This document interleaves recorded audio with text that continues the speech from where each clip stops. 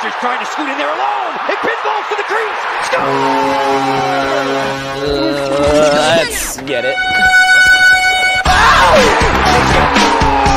Oh my God! Here we go. You're listening to the Street Blues Podcast with your hosts, Derrik. How you gonna get it, Bobby? John. Matt Casey. Unnecessary, but totally necessary. And Hoagie. What's not to love?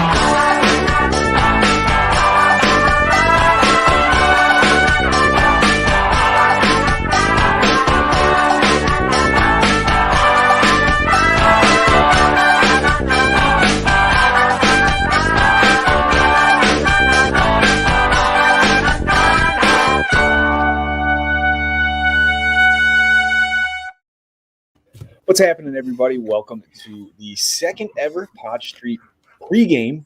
We're going to be talking the Devils game coming up here on Sunday evening. With me is my man, Hoagie. What's happening, brother? What's going on, Derrik? Not much, man. So the first pregame we did, what was that, Thursday? No, that was Friday. No, John and Matt Casey took care of the pregame for the Carolina game. Carolina ended up beating us 6-3. It was not a great game by any means. Flyers scored more than 2 goals, which is okay, but we're here to focus on the Devils game. So let's get right into it. We're coming off of a rough loss on Black Friday. What are your just general thoughts on what we can expect to see out of the Flyers here against New Jersey Sunday night? Another beaten, battered lineup with Nate Thompson now having a what did he have? That shoulder dislocation. That's going to hurt us again in the lineup. So Max Willman's slotting in. Looks like fourth line minute. Or no, he's going to the wing, and Bunneman's going to the center. So that our center depth is being exposed once again. It'll be a tough game for our lines to get rolling. Oh, for sure. It's going to be frustrating watching this. I can tell you that. I'm not going to be happy, especially against New Jersey. I mean, we all hate New Jersey, really. We're looking at a team that we're tied with in the standings right now. We're looking at a team that's coming off of 2 straight losses. Flyers have 4 or 5 4 losses in a row now? 5 losses in a row right now. 2 teams in desperate need of a win to keep up in a stacked Metro division.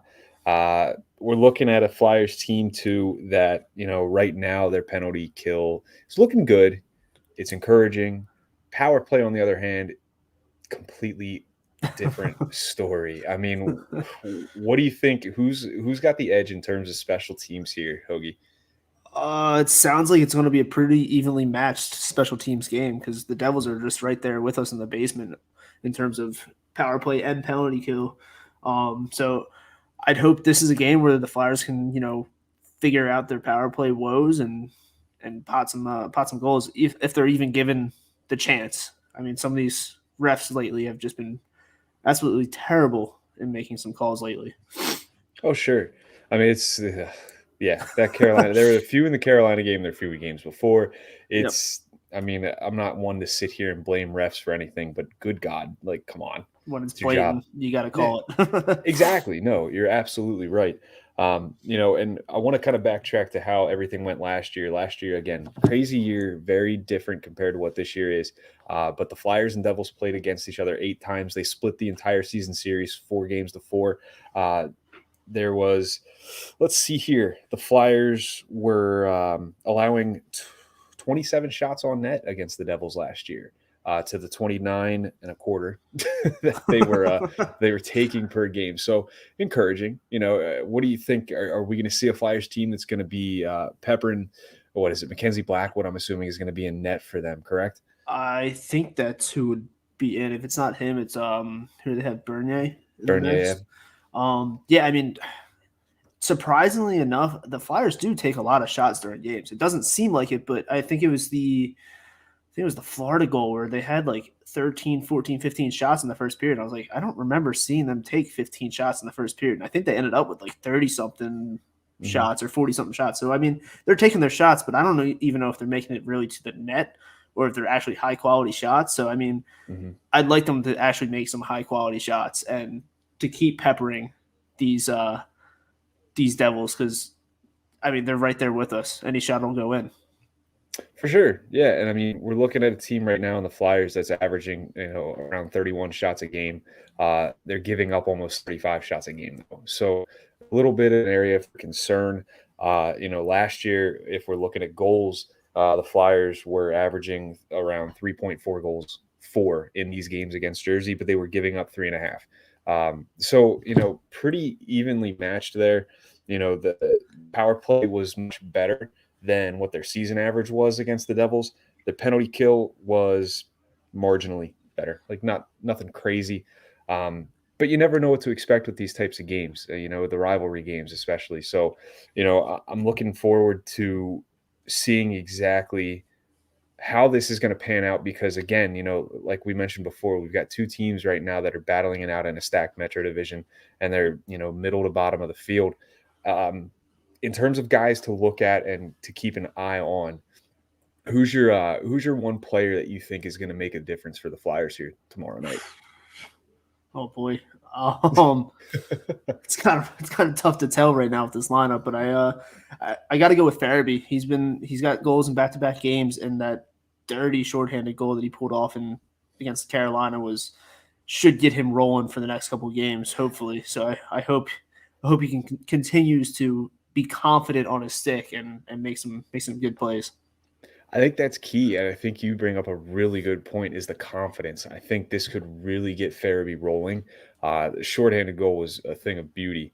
Yeah. I mean, I was sitting at my desk at work watching it, and I saw it, and I'm like, that's great, man. That was a really nice goal.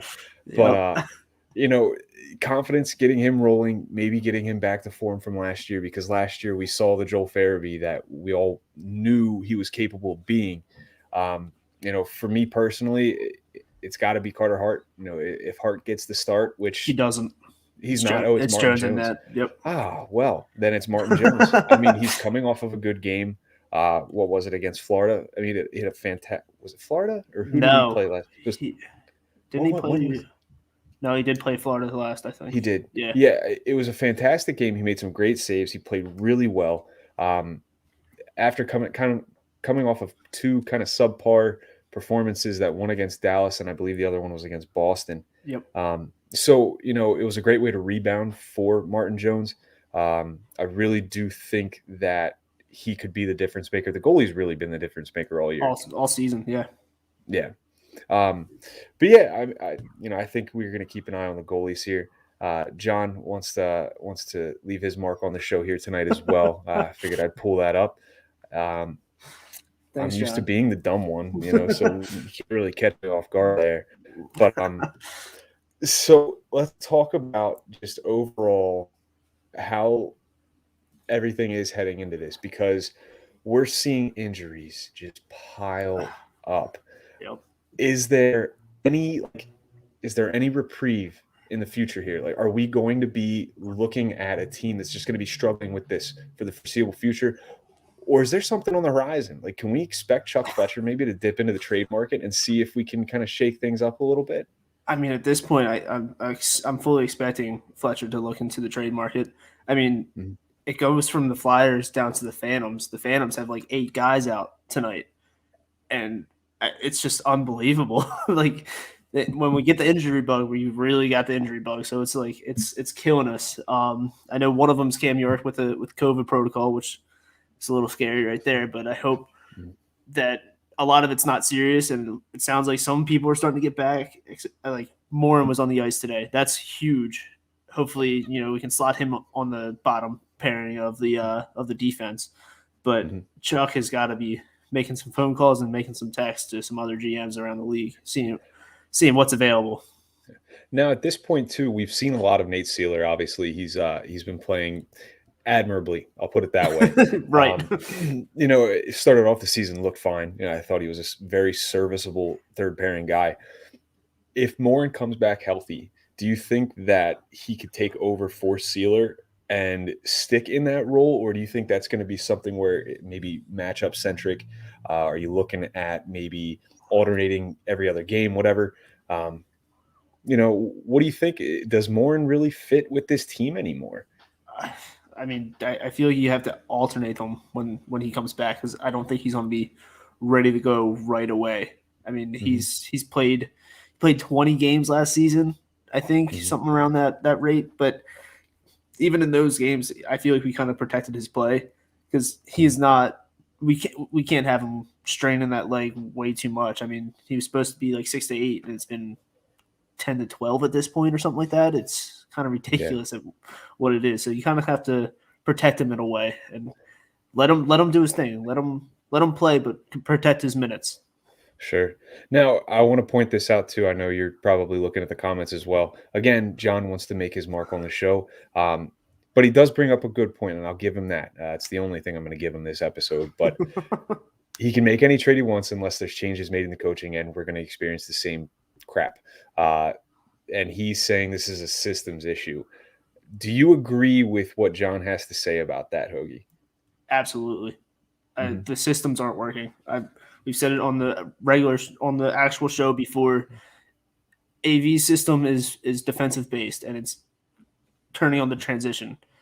This team, yeah, it can work on the transition, but we need a team that's offensively going to stick it to somebody one of these games, and it's not happening. It hasn't happened in a month. I think it was October 27th, the last time we potted 5 or 6 goals against who was Edmonton. They've gone off the deep end here, and they need to find their offensive talents. And I mean, it looked like Kristen Hogan totally agrees with all of the above. So, you're making some great points, Hoagie. I want to bring that up and make sure you're aware. But no, I think John's onto something there, and I believe this is probably something we're going to touch on our weekly episode here, where we discuss bigger topics. But I just don't know if a trade is going to do it. I don't know if it's going to kick this team in the pants and get the results that we want. So unless things change, and I mean that's again a topic for another time here, which would be Monday night. But I really do think this is a bigger issue because I mean we talked about it last offseason. I mean, what did we say? All these player changes. Now it's on the coaches because they made the locker room a completely different dynamic.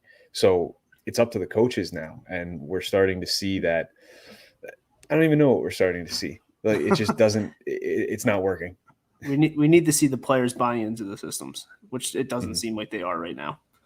So it's tough to watch. Sure, absolutely, absolutely tough to watch.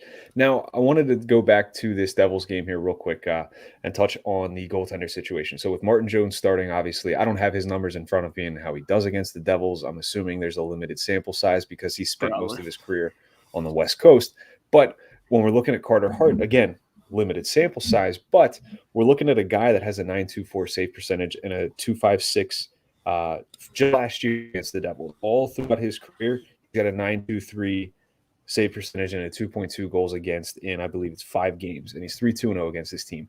Do you think it's the right call to put Martin Jones in net against the Devils, or do you think that this should be something Hart should be up to the task for? I mean, both goaltenders have proven that they're up for the task for the Devils. I think Carter Hart was kind of strung out to dry against the Canes on Friday, and I think this kind of gives them a break. They had 6 games in 9 days this weekend and this week coming up. So I think they're going to balance the workload now. I mean, now it's 5 games because we have the Islanders game canceled on Tuesday, but you still have to balance the workload and give Jones some starts in there. So I actually like Jones in there. I think he'll help spark something for the boys on the back end.